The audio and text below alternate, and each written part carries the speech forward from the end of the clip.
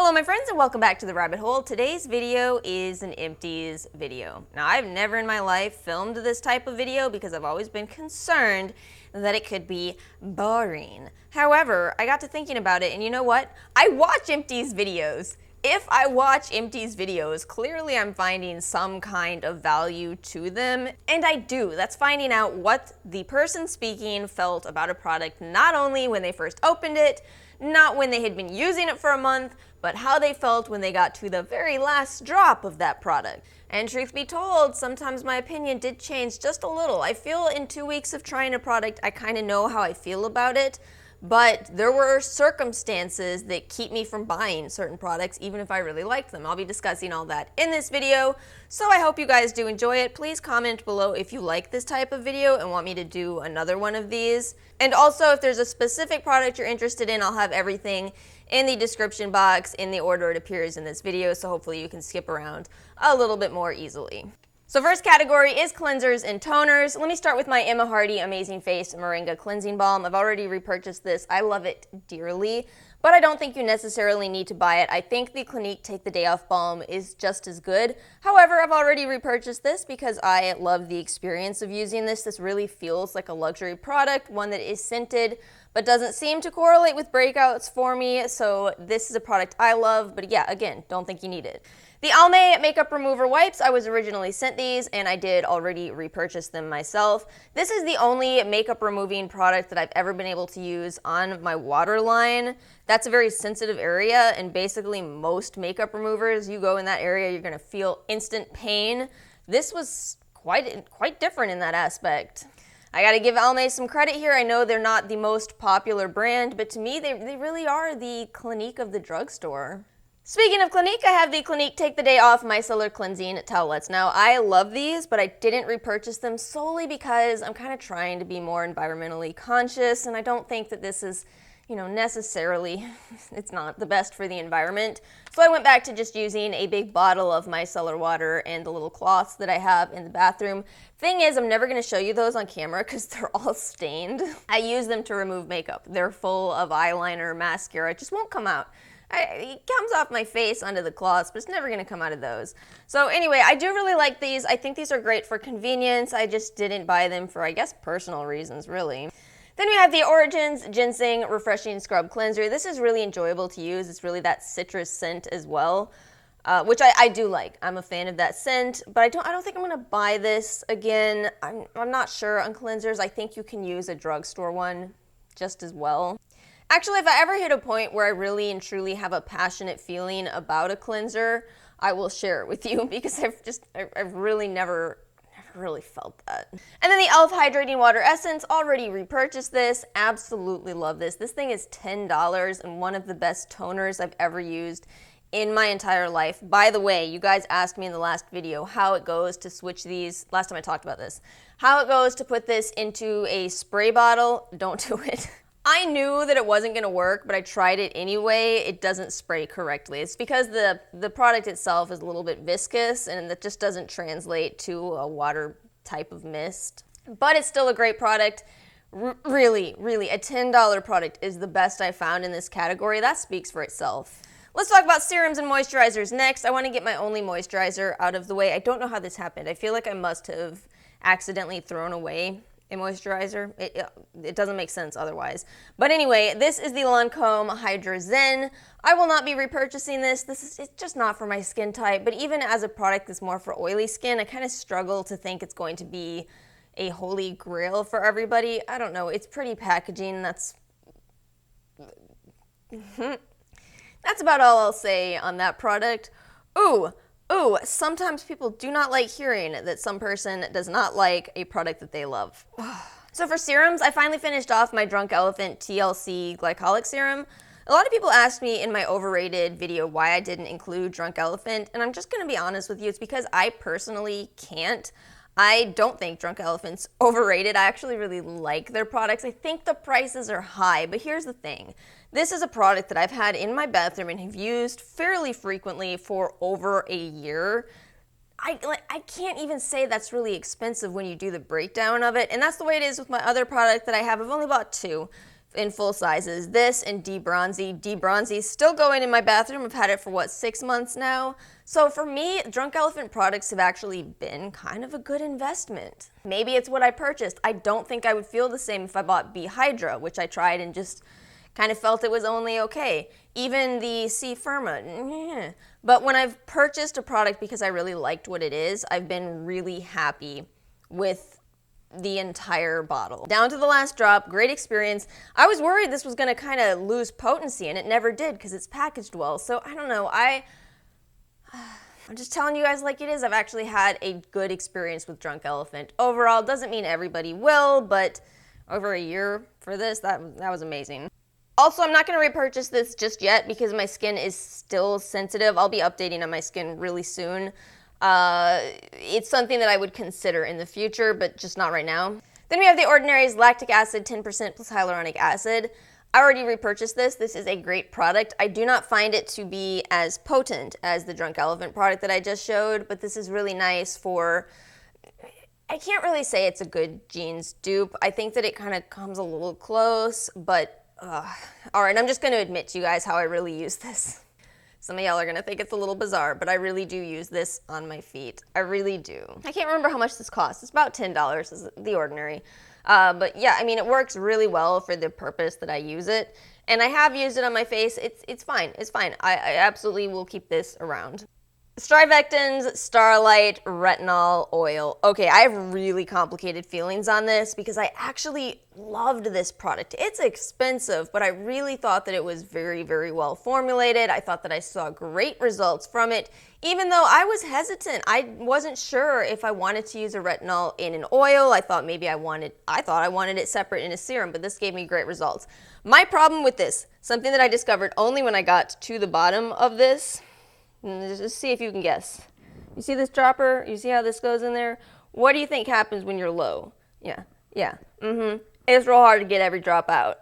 I don't think I can buy this again just because that frustrated me. So can we change the packaging? It's real cute, but it's got to also be effective, Strivectin. And then the Love is Derma Hydromax Serum. So this little brand sent me a bunch of stuff, and I was actually really impressed with it. This is kind of like The Ordinary's hyaluronic serum in a lot of ways, except without the stickiness, which is why I can't finish off The Ordinary's hyaluronic serum. It is so awkward to use. It's just goopy. This was perfect in that aspect, but this brand is hard to get, and that's a problem. I think, that's not a fair problem, but it's the reality of things. If the only way you can buy a product is by ordering from overseas, then not a lot of people are going to do it, honestly, self-included. So I'm cheering for this brand. I really hope they come to Ulta or Sephora, but that's a tough confession to make. But I think it's also very representative of the general public. So that's why I try to, be honest about these kind of things. All right, now we've got oils. I finished off The Ordinary's Cold Pressed Marula Oil. I bought this in the summer and didn't like it right up until winter. So I'm not gonna buy this anytime soon. I'm gonna wait till winter because this is a heavy oil. But then yes, I absolutely will repurchase this. This is a great product, just heavier than I thought it would be. Then we have Julep's Boost Your Radiance Reparative Rose Hip Seed Oil. I will not be repurchasing this. This is just rose hip seed oil plus a couple of irritants. One that doesn't get along with my skin. So for me to finish this, I had to use it only on my forehead and my neck. That was some problem solving for me. It was breaking me out in this region, but not here. What a classic case of hormonal acne that I have. Another reason I won't repurchase this is because of my own personal clumsiness. That's not a good reason, I know, but I dropped it and the dropper broke. It's a glass dropper, that's what happens, and I am going to not accept personal responsibility here. No, I am, but also it did kind of bother me. I'm trying to be honest with you guys. This is the reality of things. If the packaging breaks, even if it's my fault, it makes me less likely to buy a product. Just the truth. Then we have the Skin Owl Beauty Drops PM. This is the McQueen Berry version. Ooh, this was a good product. The problem is this too is kind of difficult to access, so I'll repurchase this on my next Cult Beauty order, but I don't know when that will be right now, so It's always the situation of if I really like a brand, I just wish I could walk into Ulta and get them. So good brand, just not easy to access. And then the e.l.f. Nourishing Facial Oil. I don't think I'm going to repurchase this because you only get a half ounce for $10, so you might as well go with the ordinary. You get an ounce for less than $10. Body Shop's Tea Tree Oil. I have already repurchased this. This is the jumbo size. I have another jumbo size. I have another regular size. I love this product, but honestly, I don't use it as often as you might think on my face. I use this for a variety of reasons. Great product to keep around, tea tree at 10%. We're gonna do face masks next. I actually really have trouble finishing face mask containers. I guess it's just because it's a lot of product, but I did finish off my Peter Thomas Roth Rose Stem Cell Mask. I don't think I'll repurchase this, even though I enjoyed it, solely because it was really hard to remove, and this is that type of mask that you do remove. So I've gravitated a lot more towards masks where, especially with dry skin, where you just leave them on, sheet masks, for example. So let's get into my sheet mask stash. Honestly, this is not a good representation of everything I've been using. I did just do a trial with Dr. Jart. I already threw those out. I should have kept them for this video, but if you're interested in other sheet masks, I'll link that video. I've been going through a lot of these more affordable masks, and typically my experience with them is that they're kind of okay, but I just honestly haven't really seen a lot when I go for masks in this inexpensive range, $4 and under. That said, I tried the Saturday Skin Cotton Cloud Probiotic Power Mask, and I actually really liked this. This one was sent to me. And this is one of those probiotic masks. We're gonna be talking more about probiotics and skincare pretty soon. It seems to me that maybe more effective sheet masks start around the $6 price range. I'm not 100% sure on that. I just know that these really cheap ones have just been not that great, and around $6, I'm like, oh, now I see the results. So I promised you guys an update on the Florapy Jasmine Peppermint Detox Masks. I am gonna do it in this video. I did finish off this box.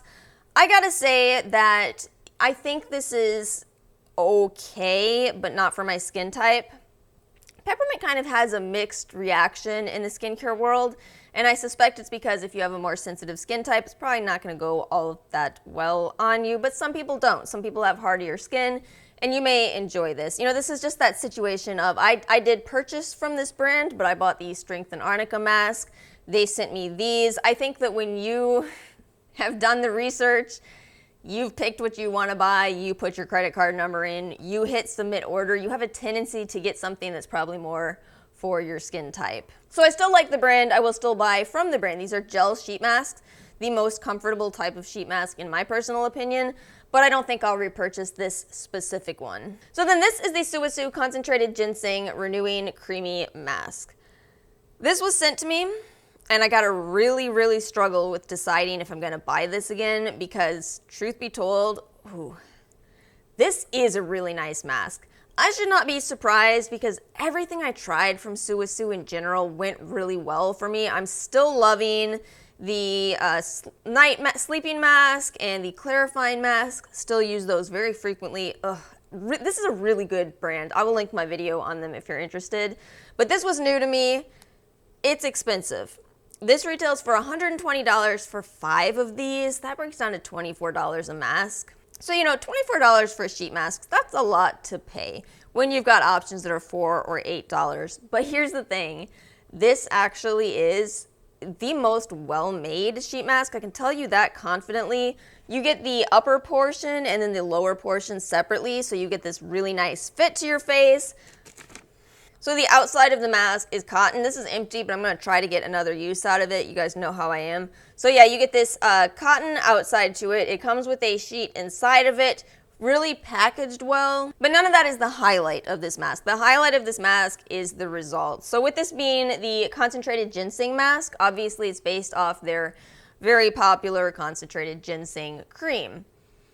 When I first used this, my skin kind of had this additional glow, almost an oily appearance. It was actually quite similar to the Charlotte Tilbury dry mask in the way I looked, where you're just kind of, whoa, I'm surprised by how smooth my skin looks, but also edging towards oily. However, that only lasted for probably a couple of hours. Then I looked in the mirror later, and I could not believe how smooth my skin looked. This was a couple days ago, and I feel like my skin has just been glowing more and more. I really feel that with this mask, you get results that last for more than, 30 minutes with some of these inexpensive masks, 24 hours with some of the more pricey masks, but not to the $24 level. The thing is that skincare is very personal, and some people very much enjoy the luxury experience in their skincare routine. If that's the case and you don't flinch at a $120 face mask, this really is one of the nicest, if not the nicest, sheet mask that I've ever tried. Of course it is though. Suisu is a really nice luxury brand. All right, we're almost done. I want to end with the Kaplan MD Lip 20 mask. I love this mask. I already had a backup. I'm finally on it. It took me, 2 years to finish this? I feel bad for this brand because I don't... It's just not a very popular product, and I think that's because people kind of laughed at what this is. It does look a little funny on. You put this huge white layer on your lips. Yeah, it looks a little funny, but it's effective. And then my beloved Nuxe oil. So I did finish this. To be honest with you, I'm trying the Caudalie Divine oil. I'm not sure if I'm going to stick with it or go back to Nuxe right now, but that's where I'm at. Just kind of started it, maybe 10-15% into that bottle. But I really love this, and I feel like I'll probably go back to this. I just wanted to try something else. You guys know that experience, right? So that's everything I have for this video. Again, let me know in the comments below if you like this type of video or not. Thank you guys so much for watching. Make sure to like and subscribe, and I'll see you all next time.